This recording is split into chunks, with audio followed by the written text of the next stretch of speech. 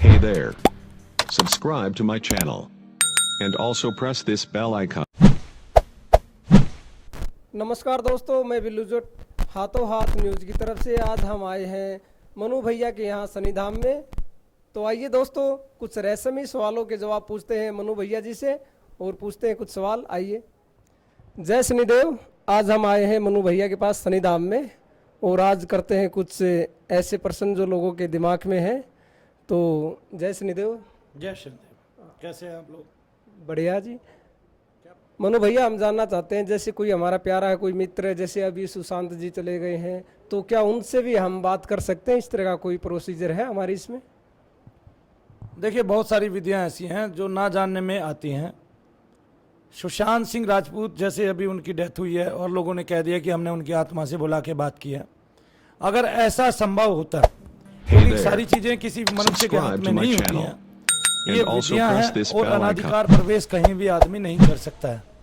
जो ईश्वर का क्षेत्र है वो कार्य ईश्वरीय ही है, उसमें कोई अगर अनाधिकार प्रवेश करता है तो उसको बड़ी चोट पहुंचती है, भारी क्षति होती है, वो अपने पद से च्युत हो जाता है, यानी कि वो गिर जाता है और फिर उसको वो मुकाम दोबारा हासिल नहीं होता है।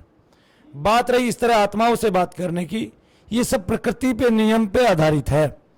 जैसे हमारा कोई यारा प्यारा चला जाता है तो वो हमें कुछ काल के लिए दिख सकता है, हमारे से कोई बात कर सकता है, उसका कोई विषय रह गया वो हमें बता सकता है, लेकिन वो अपनों तक ही सीमित है।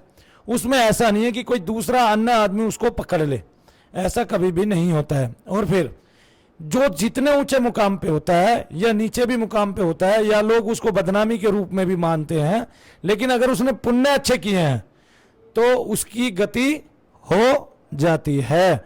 जैसे मैं नाम नहीं लेना चाहूंगा, फिर भी मैं एक बात बता देता हूं कि लोगों को लगा ये व्यक्ति जो है ये बदमाश है, ये व्यक्ति जो है ये इसने देश का बड़ा नुकसान किया है, लेकिन वही व्यक्ति जब मर के और भगवान के दूतों में शामिल होता है तो पता चलता है हमें, क्या कहते हैं कि उस आदमी ने कोई ना कोई पुण्य साथ में ऐसा किया है पाप कर्म के कि उसका पुण्य उसके पाप कर्म पे बड़ा भारी पड़ा।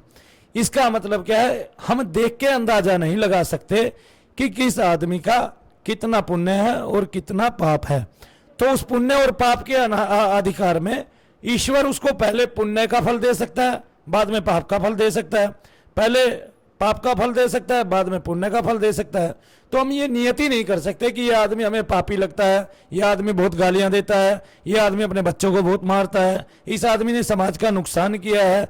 लेकिन अगर उसका कोई ऐसा कर्म पुण्य कर्म छिपा हुआ है तो उसके फल स्वरूप अगर उसकी मोक्ष में गति होती है तो ये तो भगवत कृपा है। और ऐसे हम किसी के बारे में कभी भी नहीं जान सकते हैं, क्योंकि अनाधिकार प्रवेश होता है। लेकिन ऐसे बहुत सारे उद्देश्य उदाहरण मेरी समझ में है। जैसे 3 बहनों में से एक बहन के ऊपर एक पेड़ का डाला टूटा और वो गिर गया, तो जीते जी आत्मा जिससे डरती है मरने के बाद भी उससे डरती है। जैसे तकरीबन डॉक्टरों से सारी आत्माएं डरती हैं।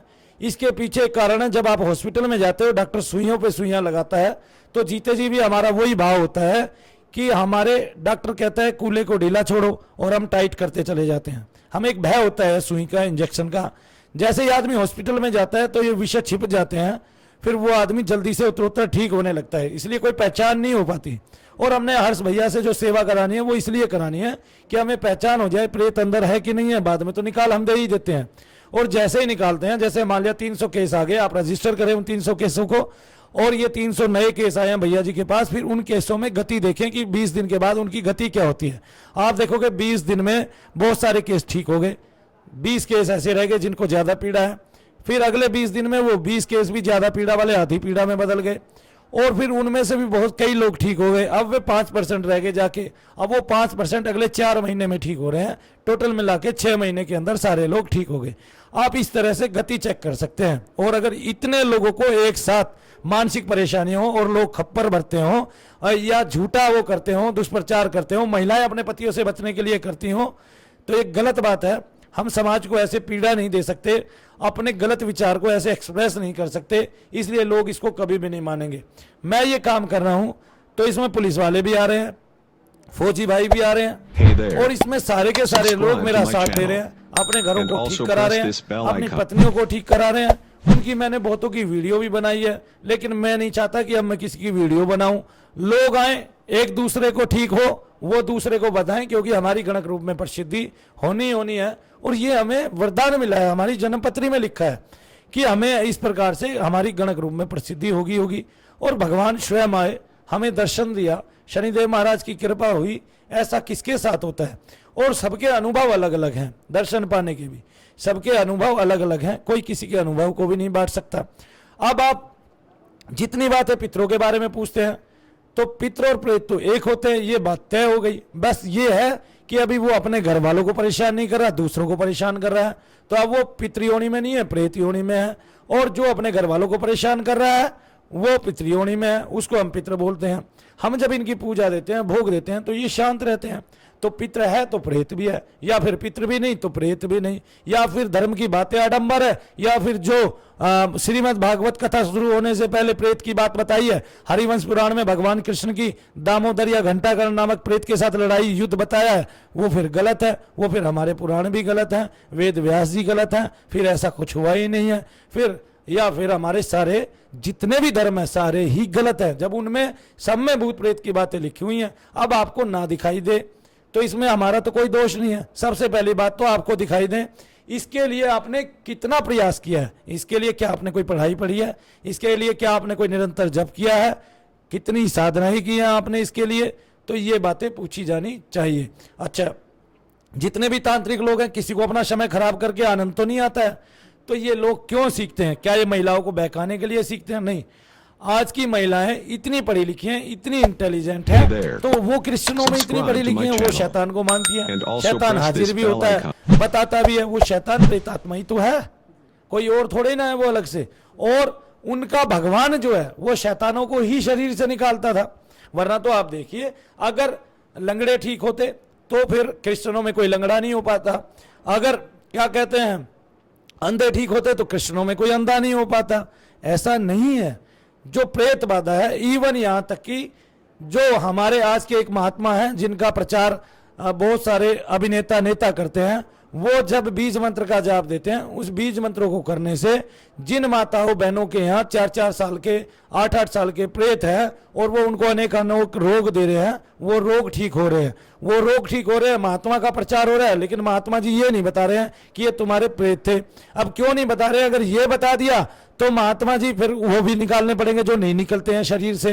तो ये दुष्कार्य है ये, यानी कि बड़ा कठिन कार्य है। और इस दुष्कार्य को भी, कठिन कार्य को भी मैंने बहुत आसान बना दिया है, और इतना आसान बना दिया है कि आगे समाज में मैं अपने जैसे बहुत सारे लोग छोड़ के जाऊंगा, जो ताकि जो शैतान का जो राज है, और यानी कि जो देवताओं की जंग, जो दैत्यों का राज है, यही दैत्य है, ये हमें काट के खा रहे अंदर ही अंदर, ये समाप्त हो, इसका युग समाप्त हो और एक नई साइंस का पदार्पण हो। और आज भी बनारस यूनिवर्सिटी जो हिंदू विश्वविद्यालय है, वहां पर भी भूत प्रेत का एक विज्ञान लगा दिया है, कोर्स करा रहे हैं। और इसके अलावा भी इनके विषय में बहुत सारी बातें हैं। जब मैंने ज्योग्राफी नहीं पढ़ी थी, उस समय मेरे लिए ज्योग्राफी नहीं थी। आपने मुझे आज से पहले नहीं देखा तो मैं मर थोड़े ना गया था। मैंने अपने आप को पैदा होते हुए नहीं देखा तो मेरे माँ बाप नहीं रहे, ऐसा थोड़े ना हो सकता है। मैं अगर जापान नहीं गया तो दुनिया जापान माने, मैं जापान क्यों मानूं? मेरे पे कौन सा लदा हुआ है? आज से पहले यहाँ के ग्रामीणों ने मेट्रो नहीं देखी थी, भारत के ग्रामीणों ने, तो क्या मेट्रो ट्रेन नहीं थी? उस टाइम भी जापान में मेट्रो ट्रेन थी। तो ऐसा बहुत बार होता है, जिन चीजों को हम नहीं मानते उनका अस्तित्व होता ही होता है। जैसे अब बल्ब ना होने से पहले किसी ने यहाँ रोशनी नहीं देखी थी, और इस तरह की लाइटों की सुविधा ना होने से पहले कोई ये तो नहीं कह सकता था ये खत्म हो गई, ठीक है ना, किसी को ये पता ही नहीं था।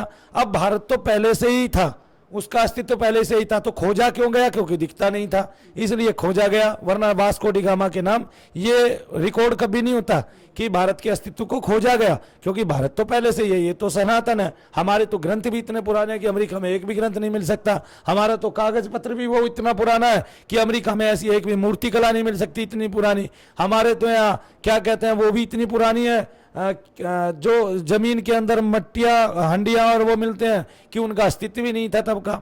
चूड़ी के महीने भी इतने पुराने हैं कि वो लोग सोच ही नहीं सकते।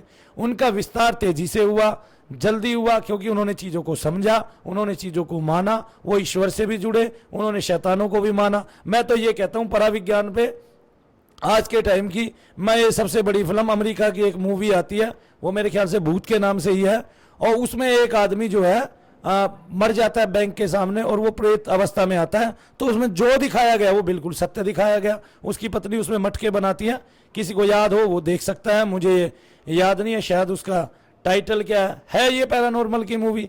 तो ऐसा नहीं है कि हम इस चीज़ को नकार दें, और नकारने का कोई औचित्य भी हमारा नहीं है, वरना इतना संसार पागल नहीं हो जाता। और ये सुन के कभी भी आदमी उस चक्कर में नहीं पड़ता कि हर आदमी उसको बेवकूफ़ ही मानता है, हर आदमी उसको यही कहता है पागल है, और घर में लोग उसकी इज्जत करना बंद कर देते हैं जिसको इस तरह की क्रिया होती है, जिसका इस तरह सर हिलता है, जिसको इस तरह वातावरण मिलता है।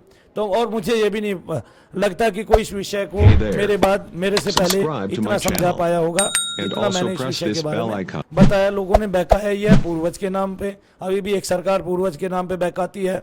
और क्या कहते हैं, लोगों ने इस विषय पे जो है ना गंभीर रूप में आपको, मुझे तो माताओं बहनों की वो बलियाँ याद है जो आपके लिए दिया करती थी, वो चीज़ें याद हैं। 1.25 रुपये की बलि दी, माता के नाम के निकाल के रखे, आपकी लाल मिर्च से आपका उतारा किया, और बहुत सारी चीज़ें जिनसे आपकी नज़रें झाड़ी। इसका मतलब नज़र भी लगती है, इसका मतलब जो है आप पे किसी का बुरा असर भी होता है, इसका मतलब आप जो है ना इस तरह से पीड़ित होते हैं, बाधित होते हैं। कोई आपको टोक देता है, आप गिर भी पड़ते हैं, आपके मकान को टोक देता है, वो मकान का जो है ना हिल जाता है मकान, या मकान में दरारें आ जाती हैं। इस तरह से जब अच्छी नज़र है, बुरी नज़र है, आशीर्वाद है और अभिशाप है, जब सब कुछ है तो भूत प्रेत भी है।